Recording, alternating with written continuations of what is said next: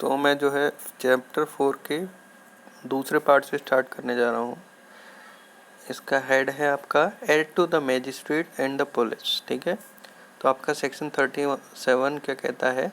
Public when to assist magistrate and police,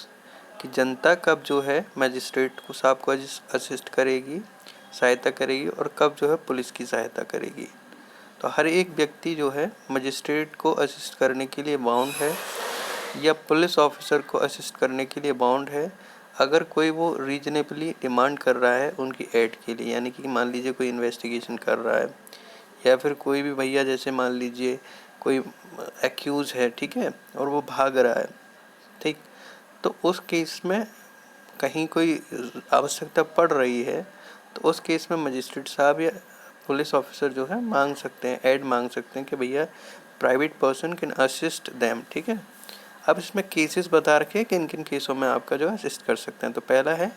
in the taking, ठीक, in the taking of any other person, ठीक है, whom such magistrate और officer is authorise to arrest. ठीक है, in the taking, सबसे पहले तो उस बंदे को अरेस्ट करने के लिए मजिस्ट्रेट या पुलिस ऑफिसर ऑथराइज हैं,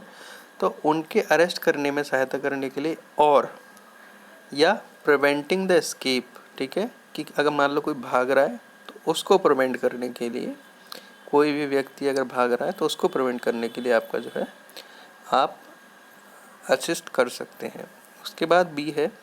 इन द प्रिवेंशन और suppression of breach of peace. तो in the prevention of breach of peace, यानी कि कोई मान लो अशांति हो रही है तो उस अशांति को रोकने के लिए। सप्रेशन होता है उस अशांति को कम करने के लिए, यानी कि उस अशांति का थोड़ा जो प्रभाव है उसको कम करने के लिए आप जो है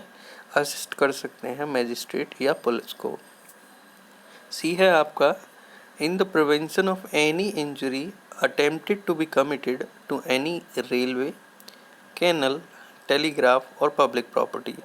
तो अगर कोई भी इंजरी, ठीक है, किसी रेलवे प्रॉपर्टी पे हो रही है, किसी कैनल पे हो रही है, किसी टेलीग्राफ या पब्लिक प्रॉपर्टी पे हो रही है, तो ऐसी इंजरी को प्रिवेंट करने के लिए आपका जो है आप पब्लिक जो है असिस्ट कर सकती है मैजिस्ट्रेट को या पुलिस को। ठीक है, 38 क्या है आपका aid to person other than police officer executing warrant. ठीक है, कौन से व्यक्ति को आपका मतलब ऐड करना है, किसी दूसरे व्यक्ति को ऐड करना है, यानी कि प्राइवेट पर्सन को ऐड करना है जो पुलिस ऑफिसर नहीं है। ठीक है, और वो प्राइवेट पर्सन आपका एग्जीक्यूट क्या कर रहा है, वारंट को एग्जीक्यूट कर रहा है। तो जब भी कोई वारंट जो है किसी दूसरे व्यक्ति को डायरेक्ट किया जाता है कि भैया आप जो है वारंट को एग्जीक्यूट कराइए, और वो व्यक्ति पुलिस ऑफिसर नहीं है, तो दूसरा कोई भी व्यक्ति उस व्यक्ति को असिस्ट कर सकता है कि आप जो है भैया एग्जीक्यूशन ऑफ वारंट में आप जो दूसरे व्यक्ति हो, आप उस व्यक्ति को आप जो है सहायता कर सकते हैं। अगर if the person to whom the warrant is directed be near at hand in acting in execution of warrant, कब करोगे, जब या तो वो आपके पास खड़ा है या वो एक्टिंग मतलब एग्जीक्यूशन ऑफ वारंट के लिए भैया वो काम कर रहा है। ठीक है, तब आप उसको असिस्ट कर सकते हो उस दौरान, अगर वो आपके पास है, ठीक है, और आपको लग रहा है कि आप उसकी सहायता कर सकते हैं तो आप उस समय उसकी सहायता प्रोवाइड कर सकते हैं। 37 में क्या है, मजिस्ट्रेट और पुलिस ऑफिसर हैं।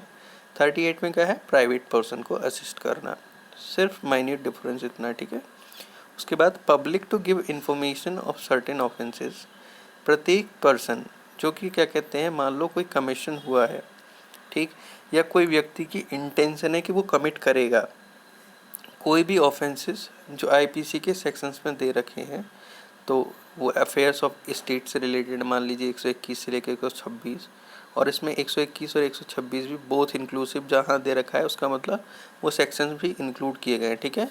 तो आप ये कैटेगरी पढ़ लोगे, उसमें मुझे बताने की तो आवश्यकता है नहीं कि 143, 144, 145, 147, 148, ठीक है, ये पब्लिक ट्रैंक्विलिटी के बारे में है। जब public at large would be affected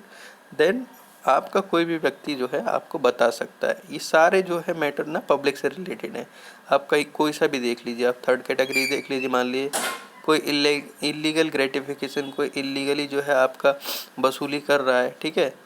तो आप उस केस में भी आप जो है बता सकते हैं। ठीक। Adulteration of food would affect public at large, ठीक है, या drugs would affect public at large, तो और उसमें 272 और 278 भी इंक्लूड किए गए हैं उनके साथ साथ। तो ऐसे कोई भी अगर सेक्शन भी हैं उनमें पब्लिक एट लार्ज इफेक्ट हो रही है, जो आप कैटेगरी आप पढ़ लेंगे 302, 303, 304, मान लो किसी की लाइफ को अफेक्ट हो रहा है, मर्डर का कोई केस है या कोई रेसन नेग्लिजेंस का केस है, तो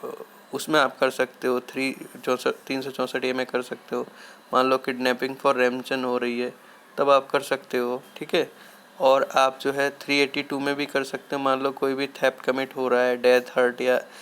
रिस्ट्रेंट कॉज करने के लिए, या फिर आपका मान लो कोई भी रॉबरी कमिट हो रही है, डकैती कमिट हो रही है, तो उस केस में 409 इसमें दे रखा है, कोई भी क्रिमिनल ब्रीच ऑफ ट्रस्ट हो रहा है बाय पब्लिक सर्वेंट, ठीक है, तो उस केस में भी आप कर सकते हो। 431 या 439 इसमें दोनों को इंक्लूड भी किया गया है, ठीक है। मिस्चीफ अगेंस्ट प्रॉपर्टी हो रहा है तो उसमें भी कर सकते हो। 449 एंड 450 हाउस ट्रेसपास से रिलेटेड है या लर्किंग हाउस ट्रेसपास से रिलेटेड है, 452 456 से लेके 460, या फिर आपका 489 ए से लेके 489 ई। ये सारे सेक्शंस आप जो है देखते रहिएगा। जब इस सेक्शन को आप जब साथ में सेक्शन आईपीसी के लेके खोल के बैठेंगे तो आपको समझ में आ जाएगा कि इसमें क्यों पब्लिक को दिया गया है कि वो ज़रूर करेगा। इसमें क्यों बताया गया कि mandatorily they inform the authorities, ठीक है, वो इसलिए बताया गया। तो जब आप नेचर समझ लोगे ना इनका तो आपको दो फायदे हो जाएंगे। एक तो सेक्शंस आपको याद हो जाएंगे, मार्जिनल हेडिंग। दूसरा क्या होगा, ये सेक्शन का मीनिंग अच्छे से समझ में आ जाएगा, ठीक है। तो सेल, देखिए सेल दे रखा है ना, यानी मैंडेटरी ड्यूटी है। अगर कोई उनके पास रीजनेबल एक्सक्यूज़ नहीं है तो वो मना नहीं करेंगे, उनकी मैंडेटरी ड्यूटी है इन्फॉर्म करना, ठीक है। अगर वो मान लो नहीं करते हैं तो बर्डन ऑफ प्रूफ उन पे लाई करेगा कि उनके पास जो है एक्सक्यूज़ था, ठीक है, कि भैया बर्डन ऑफ प्रूफ आप एक्सक्यूज़ को बताने के लिए आप ये कहोगे कि हमारे पास रीजनेबल एक्सक्यूज़ था इसलिए हमने नहीं बताया, ठीक है। तो आप जो है अगर रीजनेबल कोई एक्सक्यूज़ नहीं है तो आप नियरेस्ट मजिस्ट्रेट को इन्फॉर्म करोगे या पुलिस ऑफिसर को इन्फॉर्म करोगे उस कमीशन की या उस इंटेंशन के बारे में। अगर आपके पास रीजनेबल एक्सक्यूज़ है तब तो ठीक बात है, तब तो आप जो है बर्डन ऑफ प्रूफ आप पे लाई करेगा कि हाँ भैया आपने क्यों नहीं बताया। हमने इसलिए नहीं बताया क्योंकि ये हमारी जो प्रॉब्लम थी, मान लीजिए हमें मार देता, हमें ये कर देता, हमारे पास रीजनेबल एक्सक्यूज़ है कुछ, इस वजह से नहीं बताया, ठीक है। और the purpose of this section, offence का मतलब क्या होता है, कोई भी एक्ट जो इंडिया से बाहर कमिट किया गया है, ठीक है, लेकिन ऐसे ट्रीट होता है जैसे इंडिया में कमिट किया गया है। मान लो हाई सीज़ पे किसी जहाज़ के द्वारा किया गया जिसमें इंडियन झंडा है, तो अगर ये सेक्शन नहीं भी होता तब भी सेक्शन 3 के हिसाब से आईपीसी के हम एक्स्ट्रा टेरिटोरियल ऑफेंसेस को जानते ही हैं कि वो आईपीसी में ट्राई होगा, तो इसको मेंशन करने की आवश्यकता नहीं थी, ठीक है। अब सेक्शन 40 देख लेते हैं। Duty of officer employed in connection with the affairs of अबलीस टू मेक सर्टिन रिपोर्ट, ठीक है। जो भी आपके connection affairs of the police से रिलेटेड कोई भी आपके जो मान लीजिए कोई भी ऑफिसर्स मान लीजिए एम्प्लॉयड हैं, ठीक है, तो उनकी क्या ड्यूटी है। तो हर एक प्रत्येक व्यक्ति जो अफेयर्स ऑफ विलेज से रिलेटेड मान लो एम्प्लॉयड है, ठीक है, नौकरी कर रहा है, ठीक है, यानी कि नौकरी करना, एम्प्लॉयड का मतलब नौकरी करना नहीं होता है। एम्प्लॉयड का मतलब होता है कि आप जो है अफेयर्स ऑफ विलेज में मान लीजिए प्रधान है, ठीक है, या आप जो है चौकीदार हैं, ठीक है, चौकीदार हुआ करते थे पहले यूपी रेगुलेशंस में, तो अब भी चौकीदार होते हैं, ठीक है, कुछ गाँव में। तो आप अगर अफेयर्स ऑफ विलेज से रिलेटेड मामलों में आप जो है एम्प्लॉयड हैं, या फिर प्रत्येक पर्सन जो उस गांव में रहता है, ठीक है, तो उन दोनों की ड्यूटी हो जाएगी सेल्फ फोर्थ विद, यानी कि जैसे ही कमिट हुआ है उसके तुरंत बाद communicate to the nearest magistrate. क्या कम्युनिकेट करेंगे नियरेस्ट मजिस्ट्रेट को या officer in charge of nearest police station को, क्या कोई भी इंफॉर्मेशन जो आपके पास है respecting to what, number A, the permanent और temporary residence of notorious receiver और vendor of stolen property in और नियर सच विलेज। कोई भी मान लो कोई भी आपका नोटोरियस यानी कि शरारती व्यक्ति है जो कि क्या कहते हैं रिसीव करता है या बेचता है स्टोलन प्रॉपर्टी, यानी कि चोरी के माल को या तो रखता है या बेचता है, ठीक है। तो ऐसे व्यक्ति का जो भी परमानेंट या टेम्पररी रेसिडेंस अगर उसका किसी विलेज में है या विलेज के पास में कोई जगह में रहता है तो आपको बताएंगे, ठीक है। उसके बाद to resort any place within or passes through such village of any person whom he knows or reasonably suspects to be thug, robber, escaped convict or proclaimed offender। अगर आपको कोई लगता है कि कोई रॉबर है या कोई ठग है, ठीक है, रीजनेबली सस्पेक्ट, या फिर आपको पता है कि वो है ठग, ठीक है, दोनों चीज़ कही गई, या तो आपको पता है या आपको रीजनेबली सस्पेक्ट है कि कोई व्यक्ति, ठीक है, किसी भी गांव में या तो वो ठग है या रॉबर है या भैया जो है भागा हुआ अपराधी है या प्रोक्लेम्ड ऑफेंडर है, यानी कि घोषित अपराधी है, ठीक है। तो अगर उनमें से आपको लगता है या फिर आपको जो है पता है, तो उस केस में आप क्या करोगे, किसी भी आपका जो है नियरेस्ट मजिस्ट्रेट को या ऑफिसर इंचार्ज पुलिस स्टेशन को ऐसे प्लेस पे जहाँ वो रहता है या जिस गली से वो निकलता है पैसेज थ्रू, वो रोज़ आता जाता है, तो आप जो है वहाँ उसको जो है रिसोर्ट करेंगे, उनको बता देंगे अथॉरिटीज़ को, ठीक है। उसके बाद रिसोर्ट करना होता है ले जाना हुआ, ठीक है। उसके बाद द कमीशन ऑफ और इंटेंशन टू कमिट इन और near such village any non available offence और एनी ऑफेंस पनिशेबल, या फिर कोई जैसे मान लीजिए कोई नॉन अवेलेबल ऑफेंस की कोई कमीशन हो रहा है, नॉन अवेलेबल ऑफेंस में सारे नॉन अवेलेबल ऑफेंस इंक्लूड कर लिए गए, ठीक है, या फिर कोई भी आपका 143, 144, 145 या 147, 148 आईपीसी में कमिट हो रहा है, ये राइटिंग से रिलेटेड आपका जो है मामले हैं, तो वो आप देख लेंगे। राइटिंग मतलब होता है दंगों से रिलेटेड मामले, ठीक है। उसके बाद डी है आपका अकरेंस इन और नियर सच विलेज, या तो उस गांव में या उसके बराबर गांव में कोई भी मान लो सडन या अननेचुरल डेथ हो गई किसी व्यक्ति की, ठीक है, या फिर और वो जो सडन एंड जो अननेचुरल डेथ हुई है वो सस्पिशियस सर्कमस्टेंसेस में हुई है, ठीक है। सस्पिशियस सर्कमस्टेंसेस वो होती है संदेहजनक परिस्थितियाँ, ठीक है, संदेहजनक परिस्थितियाँ कि किसने क्या कमिट किया है भैया हमें नहीं पता, हमें बहुत संदेह हो रहा है, ठीक है। और मान लो कोई भी डिस्कवरी होती है, कोई खोज होती है कि मान लो किसी का हाथ मिल गया, किसी का जो है मुंह का टुकड़ा मिल गया, किसी की आंख मिल गई, ठीक है, और वो किसी व्यक्ति की है, ठीक है, तो अगर कोई रीजनेबल सस्पिशन है क्योंकि डेथ अकर हुई है या कोई भी व्यक्ति उस टाइम पे डेथ कमिट हुई है उस टाइम पे वो गांव से भाग गया है, डिसअपियर हो गया है उस गांव से, तो आप ऐसी जानकारी जो है किसे देंगे, ठीक, उसको देंगे नियरेस्ट मजिस्ट्रेट को या officer in charge of police station को, ठीक है, कि भैया आप ये जो है डेथ कमिट हुई है और ये व्यक्ति यहाँ से भाग गया है, या ये व्यक्ति ने रीजनेबली सस्पेक्ट है कोई नॉन अवेलेबल ऑफेंस किया इसलिए जो भाग गया है ये, ठीक है, तो आप जो है बता देंगे। ई है आपका द कमीशन ऑफ और इंटेंशन टू कमिट, ठीक है, या फिर कोई भी जो कमीशन होता है या इंटेंशन टू कमिट है, ठीक है, कोई भी ऐसा एक्ट जो कि क्या कहते हैं आउटसाइड इंडिया है या near such place any act which if committed in India would be an offence punishable, ठीक है, अंडर आईपीसी, या फिर कोई ऐसा ऑफेंस ऐसे गांव में हुआ है वो ऐसे पनिश होगा जैसे इंडिया में कमिट हुआ है, ठीक है, ठीक, जैसे मान लीजिए 231 से लेके 238 तक बहुत इंक्लूसिव सेक्शन काउंटरफीट से रिलेटेड कोई मामले काउंटरफीट कॉइन से रिलेटेड, ठीक है, या फिर 302 मर्डर से रिलेटेड, 304 आपका रेसन नेग्लिजेंस से रिलेटेड या कल्पेबल होमोसाइड से रिलेटेड, ठीक है,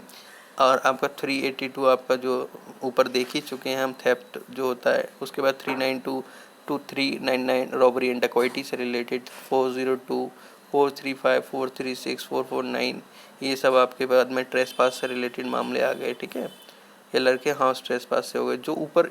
सारे मामले दे रखे हैं ना बैंक एंड करेंसी नोट से 489 ABCD, तो आप ये एक बार देख लेंगे तो आपको समझ में आ जाएगा कि इनके बारे में भी आपको जो है जानकारी देना जो है भाई इन ऑफेंसेस के बारे में भी आपका मैंडेटरी है, ठीक है। उसके बाद तो आपका सेक्शन 40 किसका है, ऑफिसर्स और हर एक व्यक्ति जो विलेज में रह रहा है।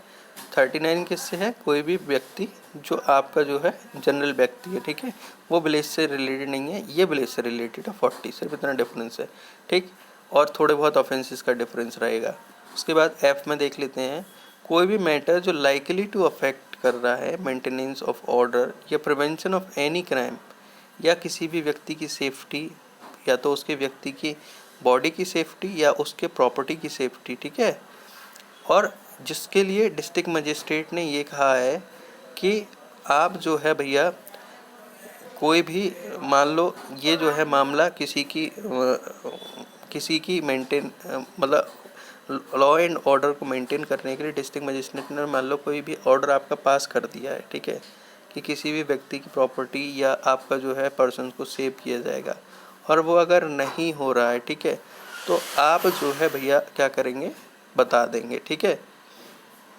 और डिस्ट्रिक्ट मजिस्ट्रेट जब भी बनाता है ये ऐसा ऑर्डर तो किसके सैंक्शन के साथ बनाता है, स्टेट गवर्नमेंट के सैंक्शन के साथ बनाता है, उनकी परमिशन लेने के साथ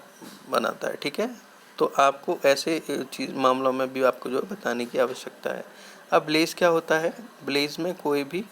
आपका जो है ब्लेज लैंड इंक्लूड होती है, जो भी आपका आबादी साइट से या जो भी चीज़ है, सारी चीज़ आपका ब्लेज में इंक्लूड होती है। प्रोक्लेम्ड ऑफेंडर क्या होता है, प्रोक्लेम्ड ऑफेंडर वो ऑफेंडर होता है जो घोषित अपराधी होता है, ठीक है, जो कोर्ट या अथॉरिटी कोई भी जो टेरिटरी ऑफ इंडिया में है, ठीक है, और वो जो है क्या कहते हैं, ऐसी टेरिटरी है, अगर कोई ऑफेंस कमिट होता तो ऐसे ट्राई होता जैसे इंडिया में कमिट हुआ है, तो सारे उन ऑफेंडर्स को इंक्लूड करेगी प्रोक्लेम्ड ऑफेंडर में। उसके बाद officer employed in connection of the affairs of village का मतलब बता दिया है, कोई भी मेंबर ऑफ पंचायत, जैसे मैंने बताया था आपका, यानी प्रधान हो गया, उप प्रधान हो गया, वार्ड मेंबर्स हो गए, ठीक है, या फिर कोई भी हेडमैन, सरपंच हो गया, ठीक है, या कोई भी ऑफिसर जैसे चौकीदार वगैरह अपॉइंट हुआ करते थे, ठीक है, या फिर other person appointed to perform any function connected with the administration of village, या कोई भी व्यक्ति जो है एडमिनिस्ट्रेशन ऑफ विलेज से रिलेटेड मामलों में आपका जो है परफॉर्म करता है फंक्शन, जैसे लेखपाल हो गए, प्रॉपर्टी से रिलेटेड मामलों में लेखपाल होते हैं, ठीक है, नायब तहसीलदार वगैरह हो गए, तो वो भी अफेयर्स ऑफ विलेज से रिलेटेड है, तो वो भी इसमें आपके इंक्लूड किए गए हैं। तो यहाँ आपका जो है उनकी भी ड्यूटी बन जाती है कि they shall inform to home nearest magistrate and officer in charge of police station. तो ये आपकी वीडियो ख़त्म होती है। नेक्स्ट वीडियो में हम नेक्स्ट चैप्टर डिस्कस करेंगे, क्योंकि बहुत इंपॉर्टेंट चैप्टर है, उसमें शायद एक ही सेक्शन डिस्कस कर पाएंगे हम, सेक्शन 41, तो वो हम देख लेंगे। बाकी धन्यवाद।